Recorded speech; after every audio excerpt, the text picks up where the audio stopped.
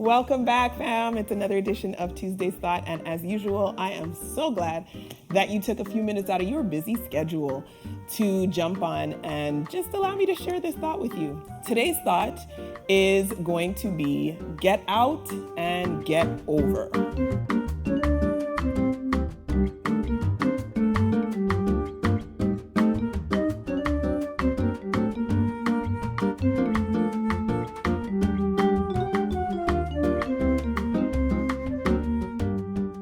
All right, so just about a little over a year ago, sometime last year, I want to say, I did a thought called moving forward in reverse.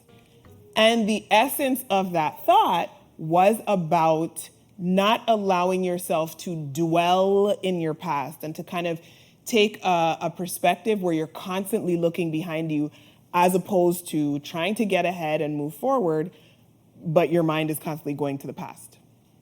Take a quick look at these clips.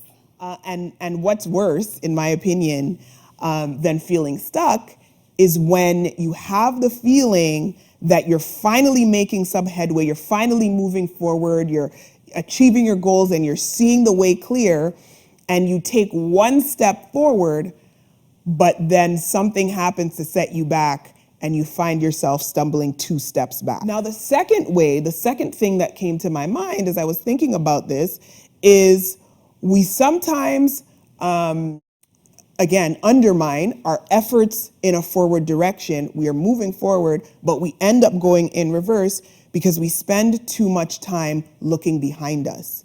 We spend too much time, again, hijacked by and handcuffed to and hampered by our past experiences, that it keeps us from actually attaining where we are trying to attain to. So that could be manifest in the form of either reliving disappointments from our past, or having perhaps experienced a failure in an initiative or something that we undertook, us kind of being stuck on that and holding on to it, and it literally hinders us. We have this trepidation, we have this fear. So because we are stuck on not just reflecting on it, but actually almost embracing it, it literally keeps us back. It holds us back. If we are hijacked by our past and the experiences that we've had in our past and the things that didn't work and the disappointments and the people who let you down, right? And the sometimes it might be yourself, you let yourself down. And if we get stuck there, it's as if all of those things that we envision, all of those things that we plan for and that we are purposed towards and that we're looking ahead to will not be achieved because we are tied too much to looking in reverse. So I was thinking the other day about this again, and the reason why it came back to my mind was because I was triggered. I was triggered by just the behavior of a particular, and some interactions with a particular individual. And the individual just has a very, just has a very difficult temperament to engage with. This person is usually very challenging and needlessly so, and it's almost to the point where the behaviors seem to just be provoking. Okay? I don't know. Have you ever interacted with someone who just for no reason apparently seems to have to make things hard? They just need to make things difficult. And so I was triggered because I continued to, think about their mannerism and just how mean they were being. And it caused me to think back. And I'm like, yeah, I remember the time when, and oh yeah, I remember how, and just kept going back and picking out these moments where it caused me to be very irritated and unsettled, I think is how I would best describe it. I recognized that I had to stop myself because this was actually a problem. So why was it a problem? It was a problem not so much because, I was wrong about the person's behavior, my characterization of their behavior, but it was a problem because I recognized how much of an impact it was having on me. Let me tell you, I could feel the sense of almost anger. My spirit was just becoming angry, and just these were just by thoughts thoughts of how that person was conducting themselves. And I had to stop myself. I had to say, well, not good, not of God. I don't think this is the way that I ought to feel, right? My countenance began to change. My mood began to change. And that's how you know when in dealing, whether it's a person or a situation, that is how you know that you are potentially in a danger zone, right? Because it begins to be something that is outside of your control, such as somebody's action, having an impact on you in such a way that it affects essentially your entire disposition and can change the course of your day. That's a problem. That's a bit of a problem when a person has that much control. And so I thought about it and I said to myself, well, just a minute. I'm the one who needs to change that. I'm the one who needs to fix that. Because quite frankly, this person is probably, at their nice dinner table, having a nice meal, doing something, and I'm not even a thought crossing their mind. They're out living their life doing fine. So why am I over here stuck in this frame of mind, which is bringing such negativity to my spirit? And I began to think about how many times we can easily find ourselves in this situation, but we are the ones who have to take control of it, right? And so what do? What's the solution? What's the answer? People of God, if and when we find ourselves in the situation, there's only one thing to do. You've got to get it out, and then you've got to get over it. And I take such a cut and dry perspective, or rather I should say I took such a cut and dry perspective with myself. I actually said in the moment, hey, Claudine, you need to cut it out.